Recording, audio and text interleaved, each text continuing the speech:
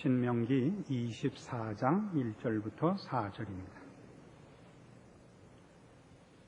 사람이 아내를 취하여 데려온 후에 수치되는 일이 그에게 있음을 발견하고 그를 기뻐하지 아니하거든 이혼 증서를 써서 그 손에 주고 그를 자기 집에서 내어 보낼 것이요, 그 여자는 그 집에서 나가서 다른 사람의 아내가 되려니와 그 후부도 그를 미워하여 이혼 증서를 써서 그 손에 주고 그를 자기 집에서 내어 보내었거나 혹시 그를 아내로 취한 후부가 죽었다 하자 그 여자가 이미 몸을 더럽혀 쓴즉 그를 내어 보낸 전부가 그를 다시 아내로 취하지 말지니 이 일은 여호와 앞에 가증한 것이라. 내 하나님 여호와께서 네게 기업으로 주시는 땅으로 너는 범죄케 하지 말지니라. 이거 막 아멘 하면 안 돼요. 이거 굉장히 어려운 내목인데 설명도 하기 전에 아멘 하면 어떡하려고 그래요. 그냥 성경만 읽으면 아멘하고 기도만 하면 아멘하고 이러지 말고 잘 듣고 아멘해도 되는가 안 되는가 생각하고 아멘하셔야 돼요. 지금 이 대목은 이혼에 관한 얘기가 아니고 이혼해서 내보낸 여인하고 다시 합할 수 없다는 게 본론이에요. 여기서 따지는 것은 그것은 간음을 하는 것과 같은 것이다. 그렇게 정의를 내리고 있습니다. 그것이 오늘 이제 따지려는 우리 이 본문에서의 초점이고, 그걸 따져 나가는 과정에서 이제 그 설명에 있는 다른 부분들도 우리가 언급을 해야 되는데, 그 첫 번째가 이제 이혼에 관하여 성경은 어떻게 설명을 하는가 하는 것입니다. 성경은 이혼을 허락하지 않습니다. 마태복음 19장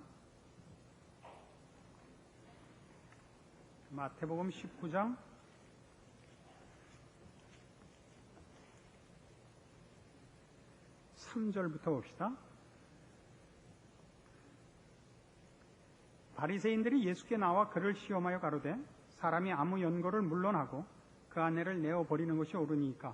예수께서 대답하여 가라사대 사람을 지으시니가 본래 저희를 남자와 여자로 만드시고 말씀하시기를 이러므로 사람이 그 부모를 떠나서 아내에게 합하여 그 둘이 한 몸이 될지니라 하신 것을 잊지 못하였느냐?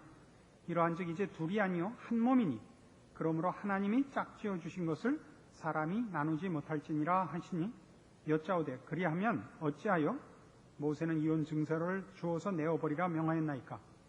예수께서 가라사대 모세가 너희 마음의 완악함을 인하여 아내 내어버림을 허락하였거니와 본래는 그렇지 아니하니라. 내가 너희에게 말하노니 누구든지 음행한 연고 외에 아내를 내어버리고 다른 데 장가드는 자는 간음함이니라. 그래서 여기서 말하는 이혼할 때는 이혼 증서를 줘라 하는 것은 당시 이 고대 사회의 그 나쁜 풍습, 남존여비 사상 혹은 일부 다처제 같은 것들로 인하여 여자가 인격적으로 동등한 대접을 못 받던 시대에 남자들에 의하여 여자들이 희생되고 버림받는 것을 막기 위하여 버리려면 정당한 절차를 밟아서 헤어져야 된다 해서 이혼을 현실적으로 어렵게 만들려는 것이고, 또 버려진 여인이 버림을 받는 것으로 인하여 사회적으로 불이익을 당치 않게 하려고 이혼 증서를 주도록 한 것입니다. 이 일은 레위기 18장에도 비슷한 식의 명령이 나옵니다.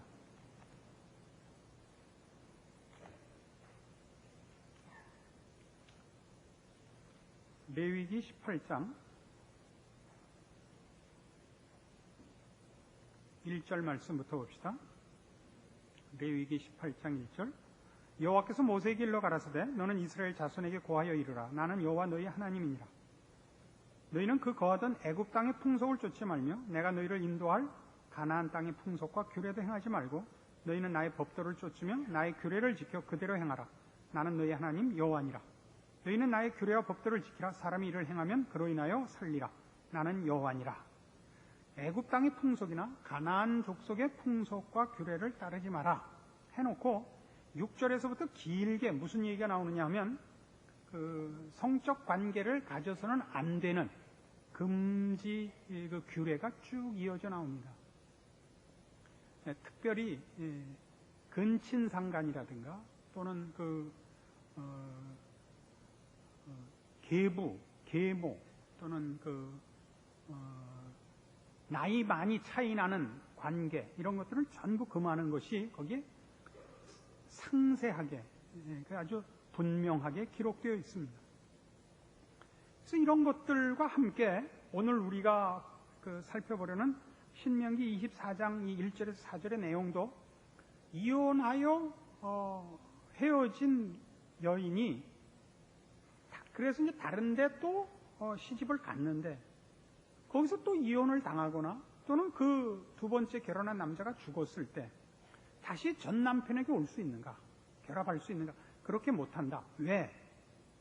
이 남자와 살다가 다른 남자랑 살고 났기 때문에 결과적으로 간음한 것과 같은 효과가 일어났기 때문에 다시 결합할 수 없다.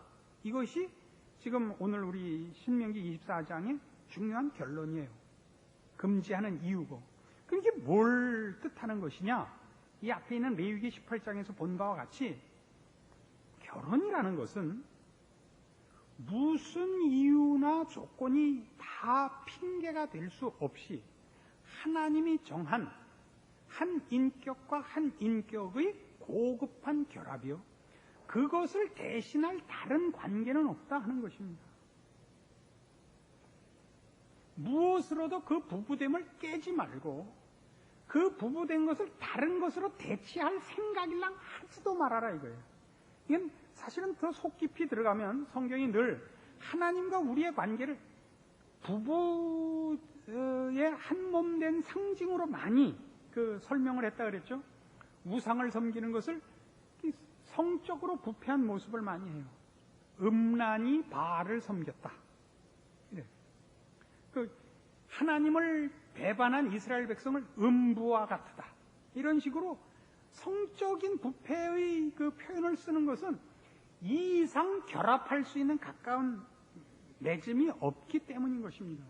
그러니까 우리가 부부 되는 것이 갖는 그 일체성, 깰 수 없고 그것을 대신할 수 없다는 것. 하나님과 나와의 관계를 깰 수 없고 대신할 수 없다는 것. 이런 것들을 말하자면 하나님과 나의 관계를 부부된 데에서 실제적으로 확인하고 연습하고 지켜나가지 않으면 우리 보통 하는 식으로 이웃 사랑하지 못하면서 하나님 사랑한다는 것이 거짓말이고 보이는 부모를 존경하지 못하면서 안 보이는 하나님을 경외한다는 것이 거짓말인 것처럼 이 일은 이런 차원에서 신앙적인 가장 굵은 한 근거와 터를 이루기 때문에 성경이 이 문제를 이렇게 열심히 경고하는 것입니다. 이런 식으로 해보십시다. 역사를 보면 어느 한 민족이 멸망을 할 때는 정치적으로 군사적으로 잘못되어서 이웃 나라의 침략을 받고 멸망을 하긴 합니다마는 더 깊이 따져보면 어느 민족이든 멸망을 할 때는 군사력이나 정치적인 힘 때문이 아니고 그 사회가 도덕적으로 부패했을 때 멸망한답니다. 도덕적으로 부패하면 다른 모든 것이 부패한단 말입니다. 윤리와 도덕이 없어지면 다른 것은 서 있을 근거를 잃는 것입니다. 우리가 우리 새로운 이 시대를 새로운 정부를 맞이하면서 우리가 처음에 실제적으로 받았던 명령이 뭐였냐면 학교 선생님들 촌지 받지 말라였단 말이에요. 그럼 왜 전부 뿔따구를 내느냐 하면 그거 안 받아도 되게 해줄 국가의 책임을 먼저 해야죠.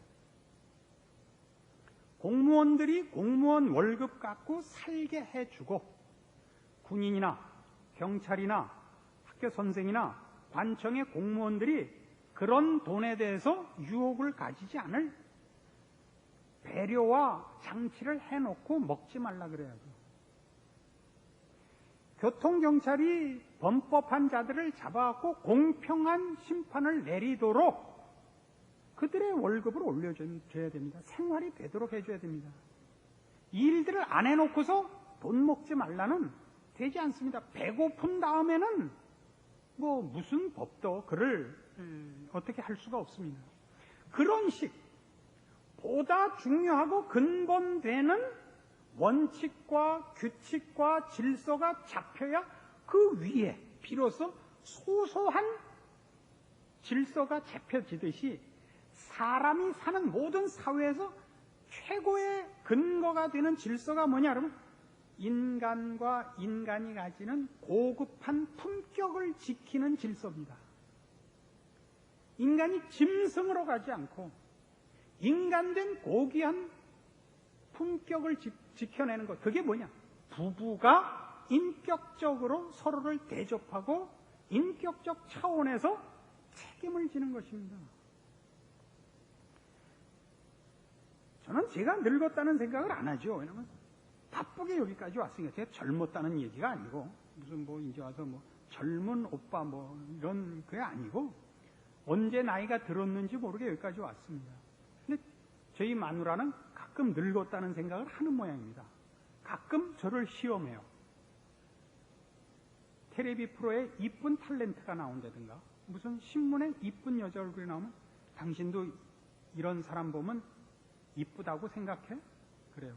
대답 조심해서 해야죠. 이쁘다고 생각합니다. 이쁘죠. 그러면 이쁘면 아 우리 남편 마음이 절로 기울었구나 이렇게 생각하는 거는 너무나 남자를 뭐 좁히면 저를 무시하는 처사입니다. 이뻐요. 그거는 진실이고 사실입니다. 그래서 내 마음이 그리로 기울어졌다는 뜻은 아닙니다. 저는 우리 마누라가 최고입니다. 우리 마누라는 저와 함께 이 자리까지 고생하고 애쓰고 다투고 견디고 온 사람입니다. 그건 무엇으로도 바꿀 수 없는 것입니다. 저희 마누라가 처녀 시절에 허리가 개미 허리였고 22인치에 이뻤다 그러면 아무도 안 믿어요. 내가 뭐 한수양 집사님이라고 이름은 안 밝히겠는데 아주 노골적으로 빈정거려요. 우리 마누라 이뻤어요. 안 이뻤으면 제가 데리고 살았겠어요. 지금은요. 지금 더 이쁘죠. 이쁘다는 거는 보이는 것만의 문제가 아니죠.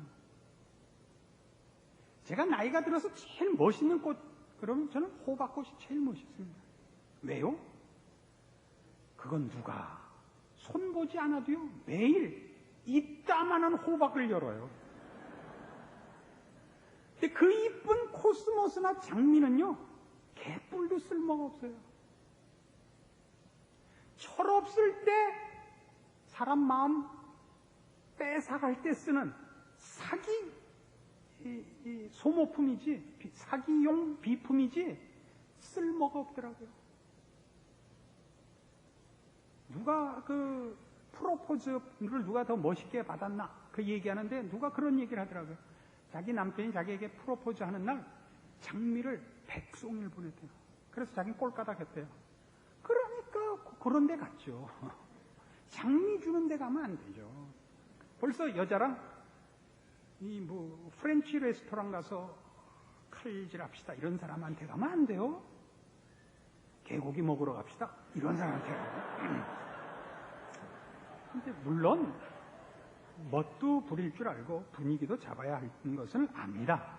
산다는 건 그렇게 보는 재미, 맛보는 재미 이렇게 간단한 것이 아니다 이런 얘기입니다.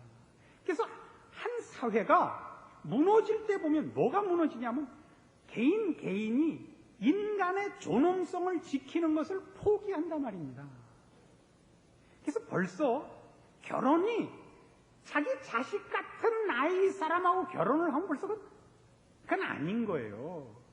왜 벌써 나이 차이가 이렇게 한 세대 20년 이렇게 차이가 나면요 부부가 성립이 안 됩니다. 일방적으로 보호자와 피보호자가 됩니다. 여러분 나이 차이가 좀 나면 그렇지 않아요?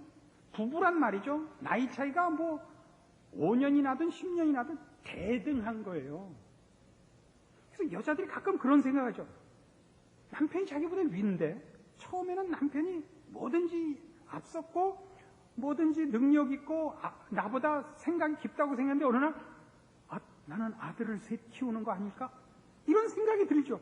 그거는 남편이 못난 게 아니라 둘이 대등한 거예요. 모든 면에서 누가 헤게모니를 잡고 책임을 지고 누구는 그냥 쫓아만 가는 게 아닌 거예요. 부부는 나중에 보면 누가 더 큰 몫을 차지하고 있는지 모르게 어디까지가 남편 책임이고 어디까지가 아내 책임이고 어디까지가 누구 몫이고가 없이 자를 수 없이 하나가 되어 있어야 옳은 것이라 말입니다. 이런 일들이 말하자면 다른 것 무슨 실제적인 이익, 저 사람하고 결혼하면 뭐 사회적인 이익이 있다, 돈이 있다, 남들이 잘한 결혼이라고 그럴 것이다, 이런 걸로 인하여 무너지지 마라, 그런 얘기입니다. 우리가 우리의 인생을 살아보면 그 부부된 게 그렇죠. 늘 얘기합니다마는 결혼이라는 것은 굉장히 복잡한 거예요. 어떤 차원에서 복잡하냐면 그걸 행복의 시작이라고 말을 할 수가 없걸랑요. 그러니까 결혼을 했다는 걸 축하를 해야 되는지 그렇다고 조의를 표할 수는 없는 거 아니에요. 하여튼 그게 애매해요. 왜? 둘을 묶어서 하나님이 그 다음부터 너희 편한 대로 원하는 대로 살아라가 아니라 둘 앞에 인생이라는 책임을 주거든요. 근데 이 삶이라는 것은 전쟁 이상으로 온 정성과 힘을 다 기울이지 않고는 그냥 넘어갈 수 없는 거란 말이에요. 그래서 돈이 필요 없이 많으면 사람이 인생을 돈으로 때워서 지나가기 때문에 사실은 돈 많은 게 굉장히 손해입니다. 그래서 스스로 생각에 오늘 설교를 들으시고 그렇다 이렇게 생각되시면 오늘 당장 가서 돈을 어떻게 하세요? 버리세요? 늘 충고하지만 돈이 있으면 사람은 인생을 책임져야 하는 본인의 몫을 자꾸 돈으로 때우려고 합니다. 다른 사람을 시키고 애도 가정교사한테 시킨단 말이에요. 자꾸만 집안일도 파출부한테 시킨단 말이에요. 그러면 안 돼요. 그런데 돕는 거예요. 그런 사람은 돕는 거고 내가 그 책임의 중심에 서 있어야 되는데 책임의 중심에서 벗어나 있게 된단 말이죠. 그래서 부부 되는 것도 이쁘다, 젊다, 남한테 자랑한다 이런 것 때문에 깨지는 거면 벌써 그 사람 자신은 인간의 가치, 자신이 책임져야 할 본인의 가장 고급한 지위, 인간의 존엄성을 놓친 것이 된다, 이런 얘기가 되는 거죠. 그래서 헤어지고 다시 만나고 하는 것이 그런 인격과 인격의 결합, 그리고 본인의 책임을 지키고 상대방의 또 품격을 지켜주기 위한 고급한 책임으로서의 결합이라는 것을 인정하고 그 책임을 가장 고급한 인생의 책임으로 인식하지 않으면 안 되는 것, 그게 부부 되는 겁니다. 그래서 보세요. 모든 동화는 어디서 끝나요? 왕자와 공주가 결혼하는 데서 끝나요. 그 다음은 얘기를 안 해요. 그 다음부터는 행복이 없걸랑요. 결혼하는 데서 모든 동화가 끝나고 그 다음부터는 애들한테 해줄 수 있는 얘기가 없단 말이에요. 지지고 볶는 얘기인데. 그러나 그 속에서 우리가 무엇을 지켜야 하는가? 우리는 무엇에서 하나님의 형상으로 지음을 받았는가를 배우는 거라고요. 근데 세상은 온통 뭐라고 우리한테 유혹을 해요? 어떻게 사는 것이 편안하냐? 쉽냐? 뭐가 자랑이냐? 뭐가 자랑이냐? 금방 무너지죠, 뭐. 얼마 전에 미국에 있는 산호세, 이제 얼마 전이라도 몇 년 전입니다만은 저희 집사람하고 처음 그 교회에 집회를 하고 몇 년이 흘러서 한 5년쯤 흘러서 이제 갔어요. 근데 이제 처음에 갔을 때 가서 부흥회를 하면서 제가 왜 관세하는데 은사가 있잖아요. 그래서 이 부흥회 동안에 그 교회 교인들을 많이 관세했단 말이에요. 그러니까 이제 사람들도 이제 제가 그러는 것이 일종의 농담 겸 또 애정을 가지고 한 거라는 거는 이제 이해를 하니까, 처음 갔을 땐 저희 집사람이 허리가 30이 넘기 전이었고, 그 다음에 갔을 땐 넘었을 때 갔어요. 이 왼수들이 뭐라고 공격을 했는지 아세요? 아니, 지난번에 온 사모님하고 다른 분을 데리고 오셨네요. 저희 마누라는 완전히 뿔 따고 났어요. 여보, 그 교회 다시는 집회해 주지 마. 이렇게 됐어요. 그러나 저는 지금 저희 마누라가 제일 멋있어요. 지금 쉰이 다 됐는데 허리가 개미 허리고 손톱 길러갖고 매니큐어 하고 있으면요, 그거 죄예요. 어떻게 그렇게 하고 살아요? 나갈 때 이대원 목사님, 박수진 목사님 전부 저 손톱 검사하세요. 그렇게 살면 안 돼요. 여러분이 혹시 뭐 모나코 왕비가 됐다 그래도 그러시면 안 돼요. 산다는 건 자기가 책임져야 되는 거라고요. 그 삶을 부부가 함께 져서 둘이 전우인 거예요. 적군 앞에서 반짝반짝 작은 별 하려고 서 있는 거 아니잖아요.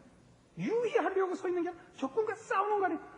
우리는 전우라고요. 동지고 진흙이 묻고 피를 흘리고 있는 거예요.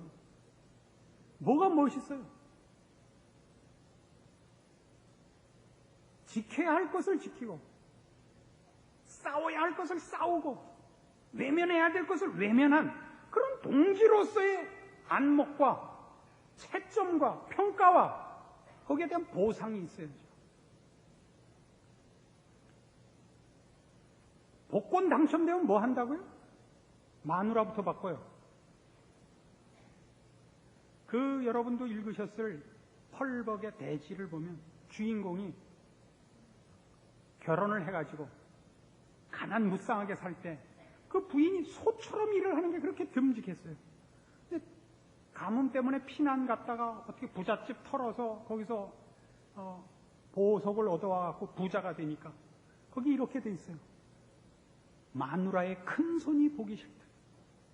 빨래를 할 땐 그게 이뻤는데, 농사를 할 땐 그 손이 듬직했는데, 좋은 옷 입고 살자 손 큰 게 미운 거예요. 그래서 기녀를 사오죠. 후처로. 이쁘기만 하고 손도 작고 발도 작고 이뻐야 되니까, 일할 거 아니니까. 그래갖고요, 망하죠. 정신 차리라는 거예요. 우리의 인생 속에 우리가 탐내고 목적하고 하는 것이 무엇이냐, 이거예요. 너희는 무엇을 위하여 오늘 열심을 냈고 오늘 하루 무엇을 쌓아가고 있느냐라고 묻는 거예요. 하나님을 향하여 여러분의 발걸음을 이어가고 있어야 된다는 거죠. 하나님의 거룩하심을 향하여 하루하루가 쌓아져 가야 된다는 거죠. 그러기 위해서 하나님께서 부르신 대로, 내가 거룩하니 너희도 거룩하라 하신 대로 하나님의 형상으로 지음을 받고 그를 아버지라 부르는 하나님의 자녀다운 거룩의 시각에서 자신과 자신에게 주어진 인생과 함께 전으로 묶어준 부부를 책임지고 모든 유혹과 시험을 이기고 안목을 가지고 믿음과 지혜로서 하나님 사람답게 세상을 이기고 사는 것, 그것이 바로 오늘 이 내용 속에 포함된 원리입니다. 본질적인 내용입니다. 예수 잘 믿어서 어떻게 안 늙을까? 예수 잘 믿어서 어떻게 땀 안 흘리고 눈물 안 쏟고 편하게 살까?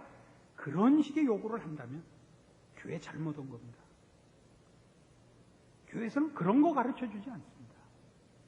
어떻게 하는 것이 참다운 인간의 모습이며 우리가 지켜야 할 것이 무엇이며 하나님이 우리에게 무엇을 요구하시는가, 그러기에 우리가 어떻게 죄와 세상의 유혹 앞에 우리가 가진 것과 우리가 결실해야 되는 것을 지키며 증거하며 나누는 자 되어야 하는가, 이 싸움에 있다는 것을 확인하시고, 오늘도 여러분이 삶의 책임을 모면하려는 게으름과